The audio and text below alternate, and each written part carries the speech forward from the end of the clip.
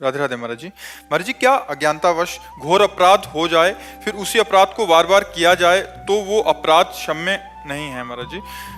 तो महाराज जी, जब वो अपराध का बोध हुआ अभी अंतर मन में तो बहुत पश्चाताप हो रहा है महाराज जी, आप कौन सा साधन करूं? पहला ये कि आजीवन में कभी हमसे अब वो पाप होगा नहीं। पहला नियम ले, आजीवन में वो पाप होगा नहीं। और वो पाप की गरुता किसी महापुरुष को बताए कि हमसे कौन सा पाप हुआ है, फिर उसके अनुसार वो प्रायश्चित का निर्णय करे। क्योंकि ऐसे पाप की लघुता और गरुता देखकर ही प्रायश्चित का उसमें निर्णय होता है। पर शुरुआत उसकी यहीं से होगी, अब लो नसानी अब नानु सही हो, आज तक की आप कभी नहीं करूंगा, और फिर आगे प्रायश्चित करे तो वो पाप नष्ट हो सकता है। राधे राधे महाराज जी। महाराज जी, एक अज्ञानी जीव कैसे जाने कि उसके गुरु ने रूप बदला है, वो उनके नए रूप को कैसे पहचाने? मैं जहां हूं वहां सही हूं या अपने अभ्यास को पुष्ट करूं, या मेरे नए गुरु रूप में आप विराजमान होकर मेरा आगे का बचा हुआ मार्ग संभालेंगे? नहीं, अपने को चाहिए ऐसे रखना। जो आपको गुरु मंत्र मिला, किसका प्रश्न है?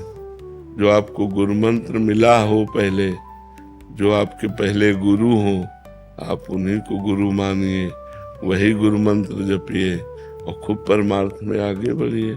गुरु बदलने की जरूरत क्या है? बाबा, मुझे आपने गुरु दिखे बाबा। नहीं, आपने गुरु मंत्र लिया है कहीं? बाबा, वो ज्ञान मार्ग का है, उसका मतलब यह है कि वो मैं ही हूँ। और महाराज जी, जो आप भक्ति मार्ग बताते हो उसमें ज्यादा मन लगता है मेरा। मुझे लगता है दास स्वभाव है आपकी कृपा से। हाँ, पर गुरु की कभी अवहेलना नहीं करनी चाहिए। गुरु जैसी आपने आज्ञा करी थी कि गुरु रूप बदल लेते हैं एक स्टेज के बाद, तो वही मेरे अंदर डाउट था, तो मैं वही आपसे पूछ। महाराज जी, मुझे तो ज्ञान ही नहीं है, आप जैसी आज्ञा दोगे महाराज जी मैं वैसे ही चलूंगा। आपने प्रगट में किसी से दीक्षा ली थी क्या? बचपन में महाराज जी, मेरे दादाजी बचपन से गुरु जी को मानते हैं, तो बचपन में मुझे उनसे दीक्षा दिलवा दी थी। अब बचपन में क्या होता है, हमारा ज्ञान तो विकास होता नहीं, तो एक क्रिया मात्र हो जाती है। गुरु का मतलब होता है जब हम अपने दिमाग से चयन करते हैं।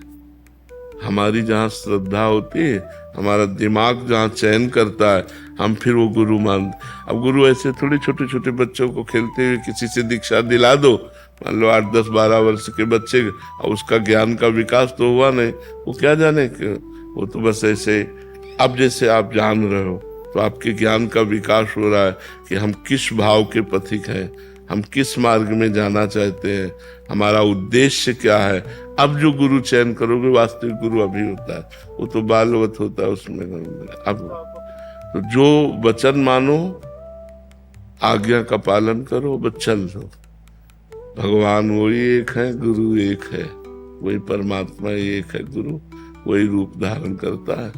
तो राधा नाम जप करो, राधा वल्लभ श्री हरिवंश नाम जप करो, वाणी जी का पाठ करो, खूब नाम जप करते हुए चलो।